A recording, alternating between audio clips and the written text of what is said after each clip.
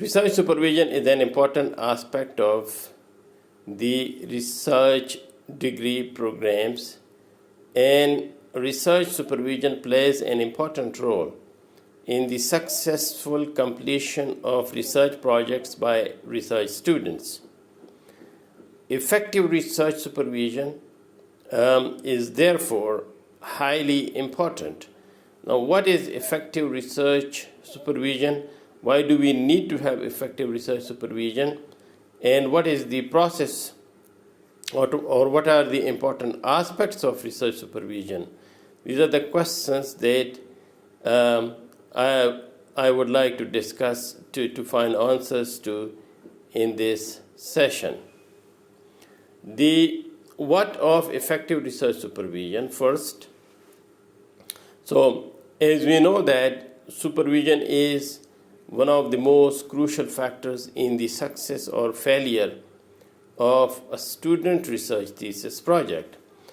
Generally, a supervisor is someone who is a senior academic or professor who oversees the research project of a research student from the beginning to the very end of it.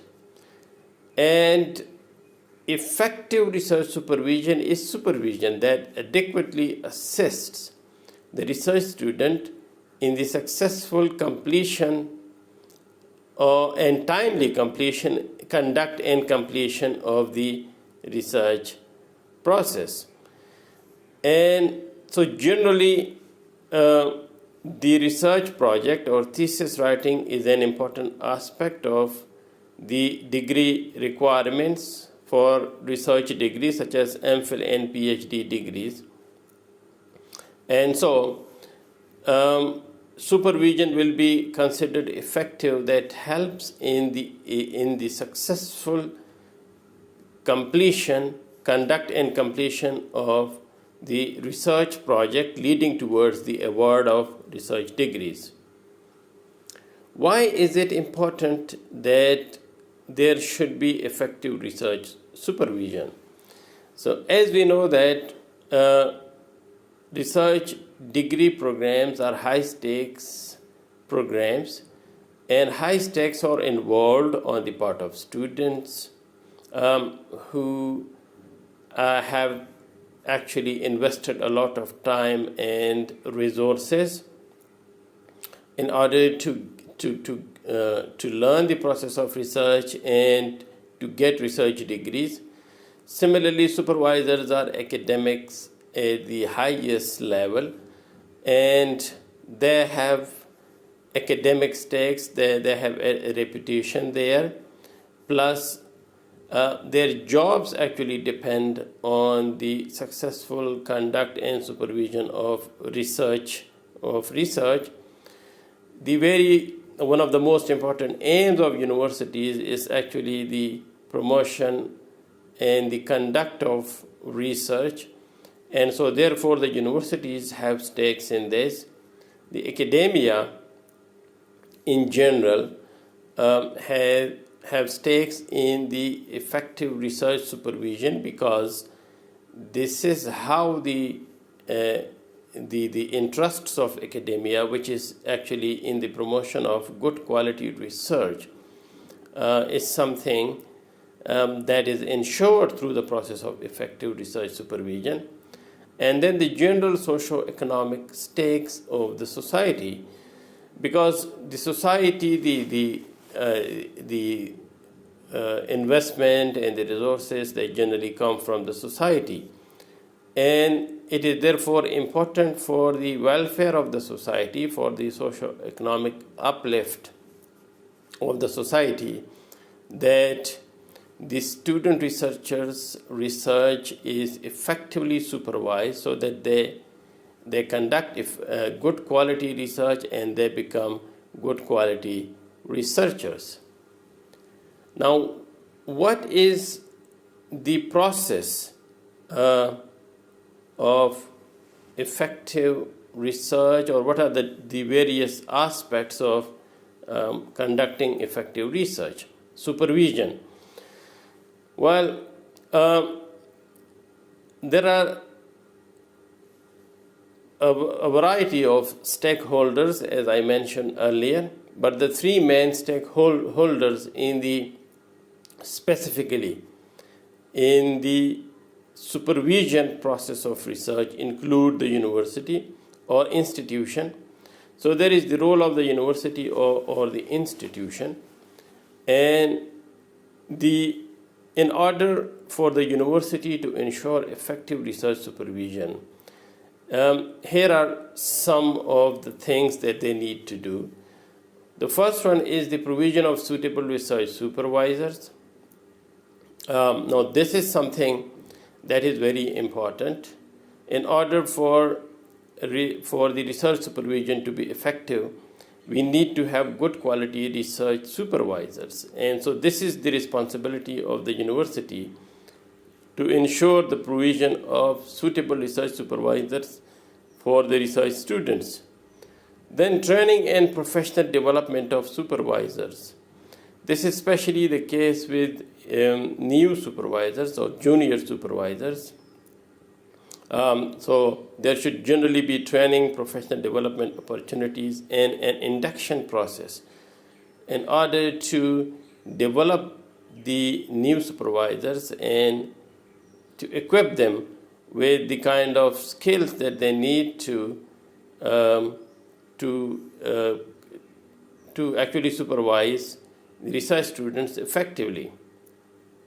The other aspects of which comes in the fold of responsibilities of the institution or the university is documenting and disseminating the roles and responsibility of research supervisors. So what are expectations, what are the roles of the research supervisors, and what are their responsibilities?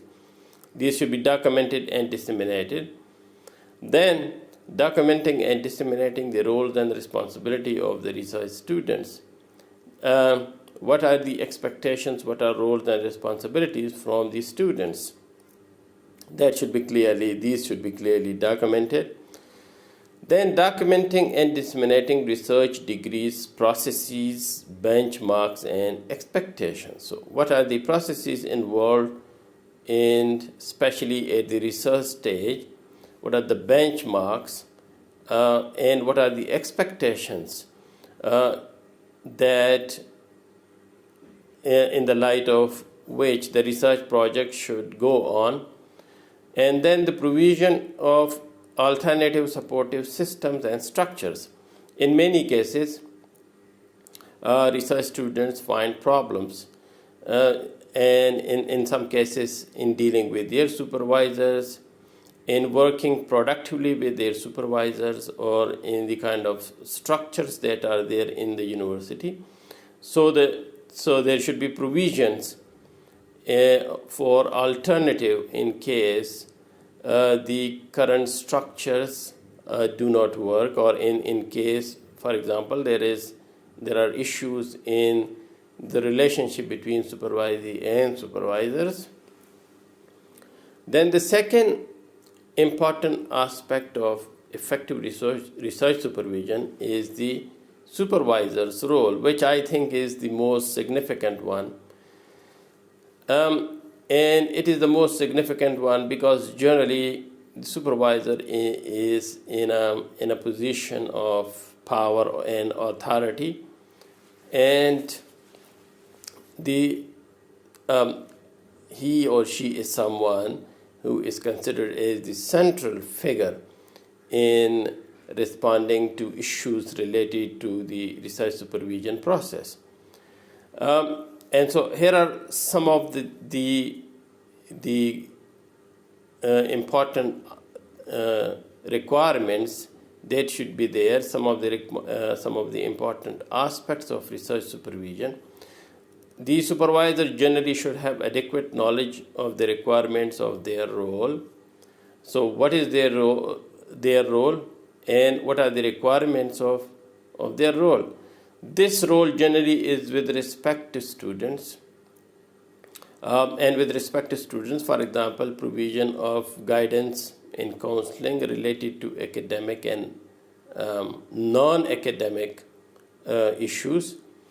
Then in terms of academic role, with respect to students, it is the responsibility of the supervisor to help them in terms of expertise and knowledge base in their respective fields.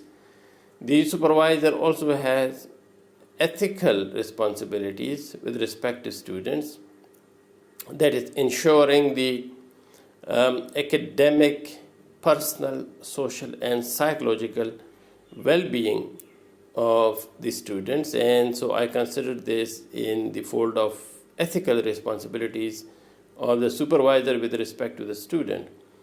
Then academic standards, ensuring academic standards, commitment of the supervisors to ensure academic standards, then availability of the supervisor, and keeping records.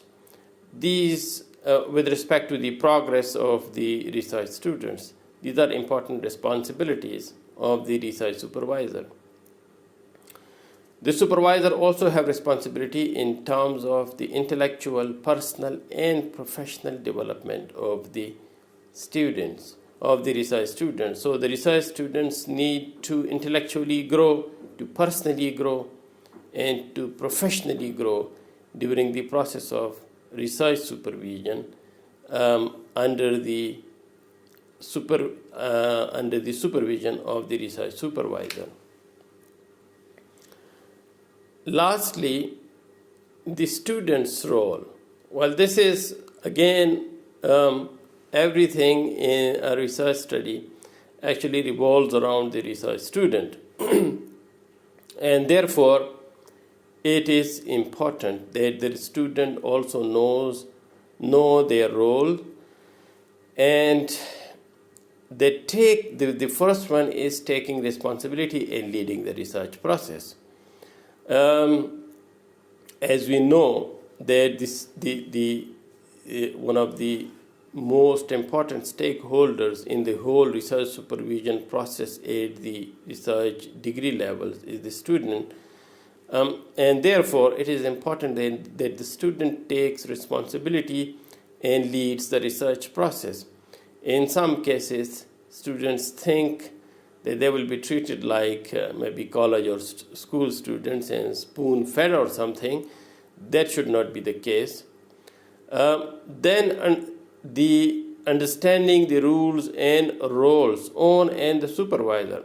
It is highly important that from the very beginning the research students understand the rules that govern the research process, and also the roles. So as a research student, one should know what is their role and what is their supervisor's role in the process of research, and they should be very clear about it, so that they can play their own role and so that they can expect their supervisors to play their role. Then regularity, commitment, independence, and watchfulness. Generally, there are 2-3 kinds of research students. Some students are high achievers, some are average, and some are struggling. But the general observation is that persistence and regularity is something that plays a very important role in the successful completion of conduct and completion of research studies for research degrees. Commitment is highly important, and so there is for effective research supervision to take place, the student should be committed. Then the student should increasingly become independent. In the beginning, they will be more dependent on their supervisor for guidance and direction, but later on they need to become more and more independent. And lastly, they should be watchful. In a very high-stake game such as the research degrees, you cannot leave everything to the supervisor or to the university. The student should be watchful if there are issues with respect to the supervisor or with respect to their understanding of the research project. They need to take actions, and so there are always structures there in the university and in the institution where they can refer to in case they are having issues and problems. The student should be accommodating and respectful in terms of dealing with seniors, especially with the supervisors. At the same time, they should be critical, and so they might not accept everything that the supervisors say, but they should be open to possibilities, because generally the supervisors are senior, have more experience and knowledge, especially of the methodological issues in the research projects. And so this is important, that the research student is open to possibilities, seeking guidance whenever it is needed. And so there will be more frequent need for guidance in the beginning of the study, and so they will be less dependent as they get more and more knowledge and experience related to the research process and related to the fields in which they are conducting their research. And lastly, looking around. The effective research supervision process also depends on the fact that the research supervisee or the research student, has the ability to look around, to have a keen eye on how other students are doing, fellow students are doing, how other students are interacting with their supervisors, how the peers and co-researchers are dealing with their issues, and so they should look around in order to have insights into how other people in the institution around them are working. Sometimes there might be issues or aspects of the research methodology or subject matter part that one might find difficult to have answers from one's own supervisors or professors. In that case, it is also a good thing to consult other supervisors and other professors or senior colleagues in order to resolve those issues. So generally, effective research supervision, to summarize the whole presentation so far, effective research supervision is something that leads to the effective conduct and completion, the successful conduct and completion of the research project. And in this, the three main stakeholders in ensuring the process of effective research supervision include the research student, the research supervisor, and the university. And this is a whole collaboration among these three main stakeholders that result in effective research supervision and in the successful completion of the research degree and the research project.